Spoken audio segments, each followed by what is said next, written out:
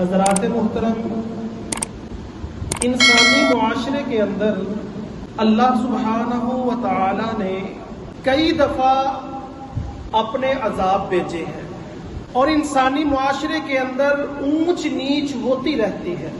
کئی بار ایسے عذاب بھی آئے ہیں کہ دیکھتے ہی دیکھتے اللہ رب العزت نے پوری کی پوری بستی کو صفحہ ہستی سے مٹا دیا۔ اگر ہم بغور قرآن مجید کا مطالعہ کریں تو ہمیں گزشتہ کئی اقوام کے ایسے واقعات قرآن مجید میں ملیں گے جن میں اللہ رب العزت نے ایسی اقوام کا ذکر کیا ہے جو قومیں ہم سے زیادہ طاقت اور قوت کے اندر تھی، ہم سے زیادہ بلند قد اور قامت کی مالک تھی، لیکن اللہ رب العزت نے ان قوموں کو یکبارگی کے اندر صفحہ ہستی سے مٹا کر ملیاں میٹ کر دیا۔ نوح علیہ السلام کی قوم کا احوال اللہ رب العزت نے قرآن مجید کے اندر بیان فرمایا کہ کس طرح اللہ رب العزت نے نوح علیہ السلام کی قوم کو پانی کا عذاب بھیج کر ساری کی ساری قوم کو صفحہ ہستی سے مٹا دیا تھا۔ حال ہی میں ہم اپنے ملک کے اندر دیکھتے ہیں کہ جب یہ سیلاب آیا، بڑی بڑی بلند عمارتیں پانی کے بہاؤ کے اندر ایسے بہ رہی تھی جس طرح ماچس کی ڈبیا ہوتی ہے۔ 100 فٹ لمبے درخت پانی ان کو ایسے بہا کر لے کر جا رہا ہے جس طرح ماچس کی تیلی ہوتی ہے۔ حضرات محترم، جب اللہ کا عذاب آتا ہے تو اللہ رب العزت پھر نہیں دیکھتے یہاں پر انسان نے بڑی محنت کی ہوئی ہے، یہاں پر تو انسان نے اپنی صلاحیتوں کے انبار لگا کر اس بلڈنگ کو بنایا ہوا ہے، یہاں پر بڑے بڑے انجینئروں کی کاریگری بالکل فلاپ ہو جاتی ہے۔ وہ ٹنوں کے حساب سے ان پلرز کے اندر جو سریا ڈالا گیا ہے، جو انسان یہ سمجھتا ہے کہ اب جتنا مرضی پانی بھی آ جائے گا اس عمارت کو کچھ نہیں ہوگا، وہ عمارتیں بھی ہم نے دیکھا ہے کہ 2-3 دفعہ ہم اپنی آنکھوں کو جھپکے تو تیسری دفعہ آنکھ کھولے تو وہ عمارت صفحہ ہستی سے مٹ چکی ہے۔ اور عزیز بھائیوں، یہ مشاہدہ ہماری آنکھوں نے کیا ہے، ہم نے اپنی آنکھوں سے یہ دیکھا ہے اللہ کے عذاب کا منظر، لیکن ہمارے دل سخت ہو چکے ہیں، ہمارے دل پتھروں سے بھی زیادہ سخت ہو چکے ہیں، ہمارے اندر ذرا برابر بھی تبدیلی نہیں آئی کہ اللہ رب العزت کا اتنا بڑا عذاب آیا۔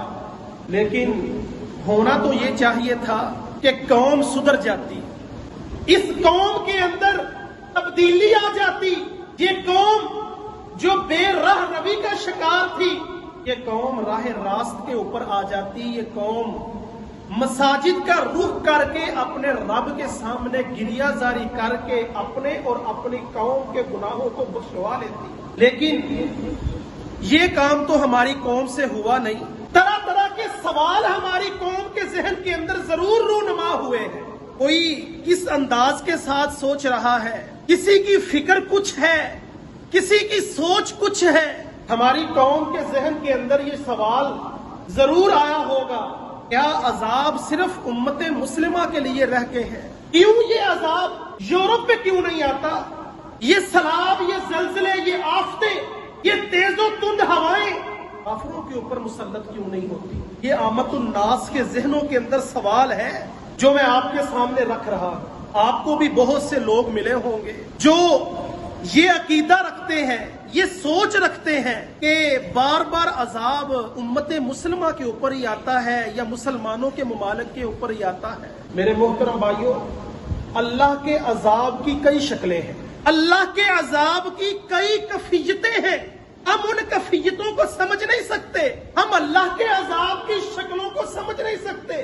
ایمان کے ساتھ بتلائیے گا، ایک بندہ جس کا مکان گر جاتا ہے، جس کی فصل تباہ ہو جاتی ہے، اس کے خاندان کے کئی افراد اس دنیا سے چلے جاتے ہیں، وہ کسی عذاب کی صورت میں چلے جائیں، سیلاب کے اندر بہہ جائیں، زلزلہ آئے عمارت کے نیچے دب کر مر جائے، اور ایک وہ بندہ جس بیٹا اپنی گلی کے اندر کھڑا ہو کر کہتا ہے کہ لوگوں مجھے اپنے باپ کا پتہ نہیں ہے، اپنے عزیز و اقارب کے اندر، اپنے گلی محلے کے ساتھیوں کے اندر، اپنے باپ کے دوستوں کے اندر بیٹھ کر اس کا بیٹا یہ کہتا ہے کہ لوگوں مجھے اپنے باپ کا پتہ نہیں ہے۔ کیا اس بندے کے لیے یہ زیادہ دکھ کی بات ہے، تکلیف کی بات ہے، یا یہ زیادہ دکھ اور تکلیف کی بات ہے جس کا مکان بھی گر گیا، جس کی فصلیں بھی تباہ ہو گئی، جس کے افراد بھی مر گئے؟ یقیناً یہ بات زیادہ دکھ اور تکلیف کی ہے کہ اس کا بیٹا کھڑا ہو اور کھڑا ہو کر کہے کہ لوگوں مجھے اپنے باپ کا پتہ نہیں ہے۔ میرے محترم بھائیوں، ہمارے ملک کے اندر اگر لوگوں کے گھر گر گئے ہیں، ہمارے ملک کے اندر اگر لوگوں کی فصلیں تباہ ہو گئی ہیں، ہمارے لوگ مر چکے ہیں، لیکن میرے محترم بھائیوں ہمارا خاندانی نظام مضبوط ہے، ہمارا خاندانی نظام یہ مضبوط ہے، ہمارے بیٹے کو پتا ہے کہ میرا باپ کون سا ہے، ہماری بیٹی کو پتا ہے کہ میرا باپ کون سا ہے۔ جاؤ یورپ کے اندر جا کر دیکھو، وہاں پر خاندانی نظام گر چکا ہے، وہاں پر خاندانوں کے خاندان تباہ ہو چکے ہیں، کسی کو پتہ نہیں کہ میرا باپ کون سا ہے، میں کس خاندان کے ساتھ تعلق رکھتا ہوں، میرا نسب کیا ہے، میرا دادا کون سا ہے، میرا پردادا کون سا ہے۔ یہ بھی عذاب کی ایک شکل ہے۔ ہمارا خاندانی نظام یہ اچھا نظام ہے۔ اسلام کے اندر شریعت نے زنا کی سزا اتنی سخت کیوں رکھی ہے؟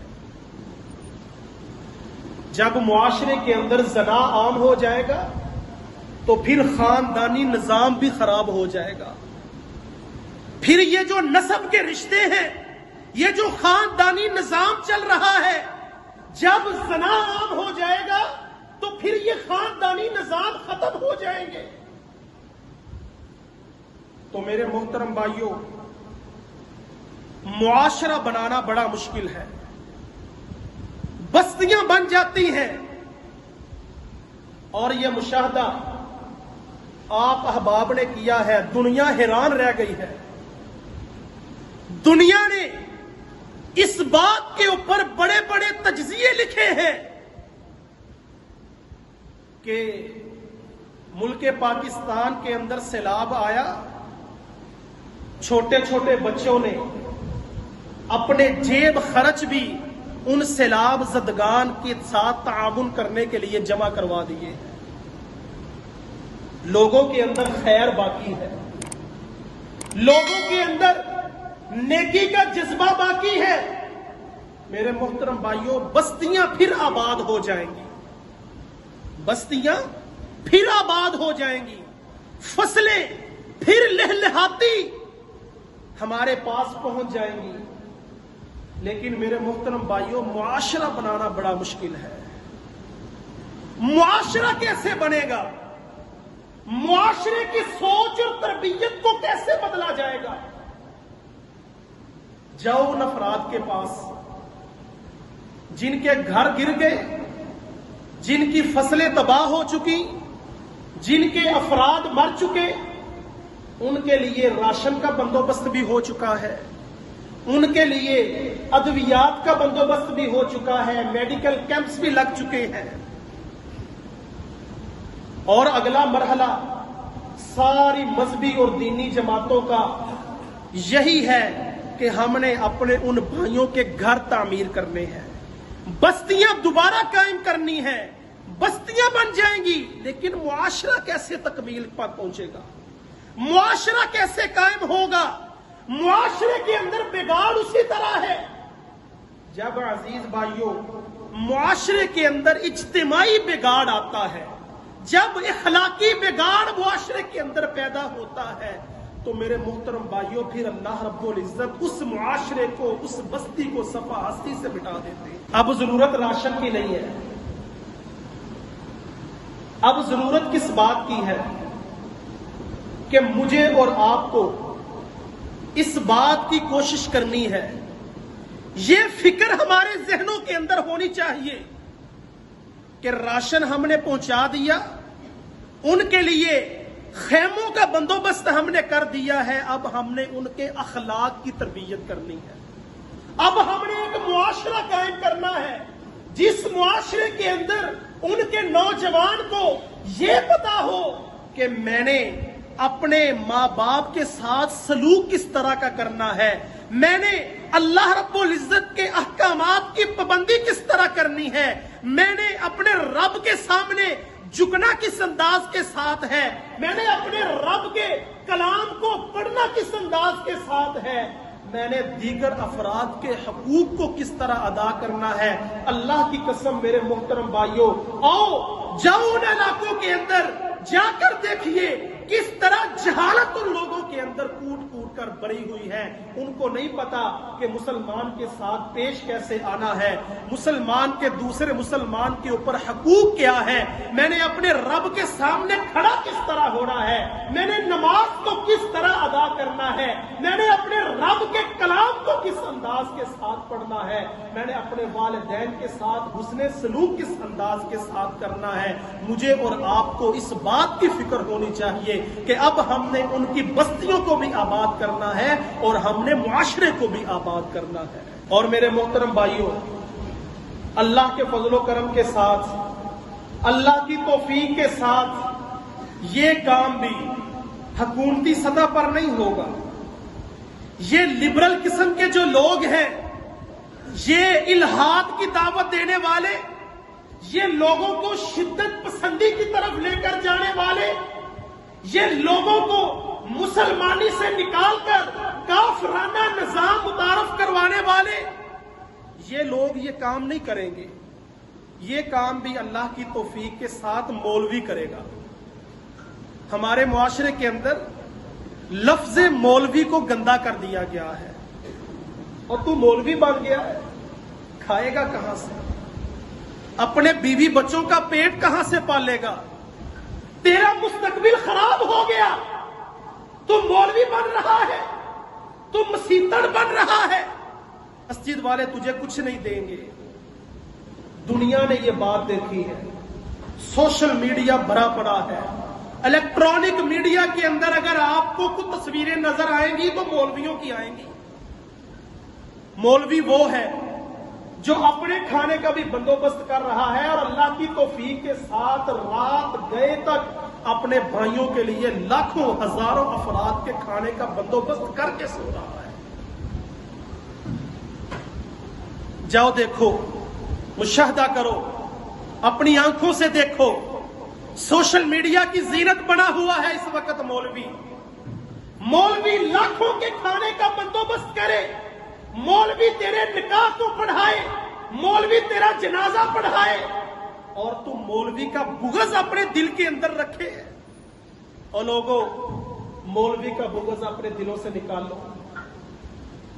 جب اللہ کا عذاب آتا ہے تو مولوی حرکت کے اندر آتا ہے، مولوی لوگوں کو باور کرواتا ہے کہ یہ اللہ کا عذاب ہے، تمہارے گناہوں کی وجہ سے آیا ہے، تم نے اللہ کے احکامات کو پسے پشت ڈالا ہے، آ جاؤ اللہ کی طرف، مسجدیں آباد کرو، نماز کی پابندی کرو، حج زکات صدقہ خیرات ادا کرو۔ کون بتاتا ہے؟ یہ مولوی بتاتا ہے۔ ہماری سوچ، ہماری فکر اپنے بچوں کے حوالے سے یہ ہوتی ہے کہ میرے بچوں کی دنیا اچھی ہو جائے۔ جب ہم اس دنیا سے جا رہے ہوتے ہیں تو بوڑھے باپ کے ذہن کے اندر اپنے بچوں کی دنیا کی فکر ہوتی ہے۔ میرے بچے کے لیے پلاٹ ہے کیا؟ میرے بچے کے لیے اچھا بزنس موجود ہے میرے مرنے کے بعد؟ اور میرے محترم بھائیوں، اس دنیا کی فکر نہ کرو۔ یہ دنیا اللہ رب العزت جتنی آپ کے مقدر کے اندر اللہ نے لکھی ہے وہ اللہ رب العزت نے آپ کو ضرور عطا کر دینی ہے۔ مرنے والے باپ کے ذہن کے اندر یہ سوچ، یہ فکر ہونی چاہیے کہ میں اپنے بیٹے کو چھوڑ کر جا رہا ہوں، کیا میں نے اپنے بیٹے کی دینی تربیت کی ہے، اخلاقی تربیت کی ہے؟ جہاں پر ہم اللہ رب العزت سے دیگر دعائیں کرتے ہیں، دنیا اللہ رب العزت سے مانگتے ہیں، اپنے کاروبار کو اچھا کرنے کے لیے، ترقی کی طرف لے جانے کے لیے ہم اللہ رب العزت سے دعائیں مانگتے ہیں، وہاں پر میرے محترم بھائیوں اپنی دعاؤں کے اندر یہ بھی دعا شامل کرو، اے اللہ میرے بیٹوں میں سے ایک بیٹے کو مولوی بنا دے۔ کیوں؟ یہ وہی تیرا بیٹا ہوگا جو تیرے لیے جنازہ پڑھانے کے لیے اگلی صف کے اندر کھڑا ہوگا۔ یہ مولوی بیٹا ہی تیرے لیے اللہ رب العزت سے بخشش کی دعائیں کرے گا۔ اللہ اکبر کبیرہ۔ لوگ سمجھتے ہیں کہ مولوی فارغ ہوتا ہے، مولوی کو دنیا کا کوئی کام نہیں ہوتا، اور میرے محترم بھائیوں 1000 بزنس مین اکٹھا کیا جائے، اللہ کی قسم ان بزنس مینوں سے زیادہ مولوی کی زندگی مصروف ہوتی ہے۔ لیکن اتنی مصروف زندگی کے باوجود مولوی اپنی مسجد کے ہر نمازی کے اوپر نظر رکھتا ہے کہ میرا نمازی پریشان تو نہیں، اپنے ہر نمازی کی فکر اس کو کھائے جا رہی ہے، اس کا ایک نمازی بے چین ہوتا ہے، اللہ کی قسم مولوی رات کو اٹھ کر اس کے لیے دعا کرتا ہے۔ یہ مولوی اپنے ہر نمازی کے دکھ سکھ کے اندر شامل ہو جاتا ہے، یہ مولوی اپنے ہر نمازی کی بیمار کرسی کرنے کے لیے چلا جاتا ہے۔ کیوں؟ کیا وجہ ہے؟ یہ مولوی چاہتا ہے کہ یہ معاشرہ بگاڑ سے نکل کر ایک اللہ رب العزت کے احکامات کی پابندی کرنے والا بن جائے۔ یہ مولوی کی سوچ ہے۔ تو میرے محترم بھائیوں، دنیا کا مشکل ترین کام ہے مولوی کے دل کے اندر جگہ بنانا۔ ہم یہ سمجھتے ہیں کہ مولوی کو ایک وقت کا کھانا کھلوا کر ہم نے مولوی کو اپنا غلام بنا لیا ہے، یہ آپ کی کم ظرفی ہے۔ تو اس لیے میرے محترم بھائیوں، یعلمون ظاہرا من الحیات الدنیا، یہ لوگ دنیا کے ظاہر کو دیکھتے ہیں کہ ہمارا ظاہر اچھا ہو جائے، ہمارا بزنس اچھا ہو جائے، ہماری دنیا اچھی ہو جائے۔ یعلمون ظاہرا من الحیات الدنیا وہم عن الآخرۃ ہم غافلون۔ اللہ رب العزت فرماتے ہیں کہ یہ جو آخرت کا معاملہ ہے، یہ جو آنکھیں بند کرنے کے بعد والی زندگی ہے، اس زندگی سے یہ غافل ہے، اس زندگی کی ان کو کوئی خبر نہیں ہے۔ دنیا کی جو ظاہری زندگی ہے، مال و متاع، اسباب، بیوی بچے، گھر مکان، بنگلہ کوٹھی، کاریں گاڑیاں، بڑی بڑا اونچا، میرے محترم بھائیوں، یہ یعلمون ظاہرا من الحیات الدنیا، دنیا کے ظاہر کو دیکھتے ہیں، وہم عن الآخرۃ ہم غافلون، لیکن اللہ رب العزت فرماتے ہیں کہ یہ لوگ آخرت کے حوالے سے غافل ہیں۔ تو میرے محترم بھائیوں، بعد میں آپ کے سامنے یہ کر رہا تھا کہ اللہ رب العزت نے بڑی بڑی ایسی قوموں کو صفحہ ہستی سے مٹا دیا تھا جن قوموں کے اندر اجتماعی بگاڑ آیا، جن قوموں کے اندر شرک کو پرمیشن مل رہی تھی، اللہ رب العزت کے ساتھ بغاوت کی جا رہی تھی۔ تو میرے محترم بھائیوں، اللہ رب العزت نے ان لوگوں کو زمین سے اٹھایا اور آسمان کی بلندیوں سے الٹا کر نیچے زمین کے اوپر پھینک دیا، اور آج بھی آپ وہاں جا کر دیکھیے، آج بھی وہاں کوئی بستیاں قائم نہیں ہیں۔ قوم لوط، قوم سمود، صالح علیہ السلام کی قوم، یہ ساری قومیں اللہ رب العزت کے ساتھ بغاوت کرنے والی، اللہ رب العزت کے ساتھ شرک کرنے والی، اللہ رب العزت نے صفحہ ہستی سے مٹا دیا، آج بھی ان کی جگہ کوئی نہیں لے سکا، اس جگہ پر کوئی بستیاں قائم نہیں ہیں۔ کونین کے امام نے فرمایا تھا حضرت ابو بکر صدیق رضی اللہ تعالی عنہ کو، اے ابو بکر، لوگوں کو ان کی عمروں نے بوڑھا کر دیا ہے، لوگوں کو ان کی عمروں نے بوڑھا کر دیا ہے، لوگوں کی کمریں جھک جاتی ہیں جب بابا 70 سال کا 80 سال کا ہوتا ہے، بوڑھا ہو جاتا ہے، عمر انسان کو بوڑھا کر دیتی ہے، لیکن اے ابو بکر، مجھے سورت ہود نے بوڑھا کر دیا ہے۔ ابو بکر، مجھے سورہ ہود نے بوڑھا کر دیا ہے۔ کیوں؟ اس सूरत के अंदर अल्लाह रब्बुल इज्जत ने पहली कौमों का तज़किरा किया है, कौम समूद का, कौम लूत का, सालेह अलैहिस्सलातु वस्सलाम की कौम का इज्तिमाई बिगाड़ आया, अखलाकी बिगाड़ आया, अल्लाह रब्बुल इज्जत ने अजाब भेजा, सारी की सारी कौम को सफाहस्ती से मिटाकर अल्लाह रब्बुल इज्जत ने इबरत का निशान बना दिया है। तो मेरे मोहतरम भाइयों, अल्लाह रब्बुल इज्जत गाहे बगाहे हमें अपनी ताकत का मुजाहरा करवाते रहते हैं। अल्लाह रब्बुल इज्जत गाहे बगाहे अपने अजाब, छोटे छोटे अजाब बेचते रहते हैं। वला नुज़ीक़न्नहुम मिनल अज़ाबिल अदना दूनल अज़ाबिल अकबर लअल्लहुम यरजिऊन। अल्लाह रब्बुल इज्जत फरमाते हैं हम छोटे छोटे अजाब बेचते हैं बड़े अजाबों से पहले, लअल्लहुम यरजिऊन, शायद कि ये लोग पलट आए, अल्लाह रब्बुल इज्जत की तरफ रजू कर लें, अपने किए हुए पर नादिम हो जाएं, शर्मिंदा हो जाएं, अपने रब के सामने आकर अपने गुनाहों की मुआफी मांग लें। अल्लाह रब्बुल इज्जत ये छोटे छोटे अजाब बेचकर हमें नसीहत दिलवाना चाहते हैं, लेकिन हम हैं, हमारी वही रूटीन है, वही अंदाज है। अल्लाह रब्बुल इज्जत से दुआ है कि अल्लाह रब्बुल इज्जत हमें अपनी इस्लाह की तौफीक अता फरमाए।